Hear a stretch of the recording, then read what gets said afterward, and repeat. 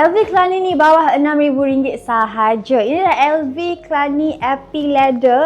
Kalau korang nampak kat sini, dia ada hint of warna pink dekat situ. Memang cantik sangat-sangat. Jarang korang nampak yang ada pink. Selalu macam black on black je kan. But this one ada hint of pink. Dia datang sekali juga dengan dia punya lock key kat sini. Tapi yang ini dah ada initial owner. But don't worry, korang boleh beli dekat butik sahaja. Dalam 200 lebih je, tak silap Rabi. Korang boleh beli ni, tukar dan letak nama korang. Okay? So kalau korang tahu, korang buka bahagian dalam dia. Jauh sikit, tak selesa. Minta maaf, saya memang baran. Okey, dalam dia warna pink. Memang cantik sangat-sangat. Masih lagi bersih. Ada 2 slot compartment pocket dekat belakang dan juga ada zip di bahagian hadapan bag. Boleh masuk korang punya wallet, boleh masuk korang punya handphone, boleh masuk korang punya power bank. Bag ni pun dah ringan. So kalau korang bawa barang korang, tak terasa sangat lah.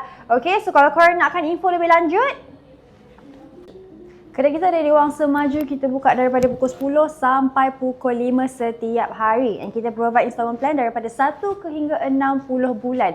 Make sure korang grab promo code dekat bio and korang boleh message kita sekarang.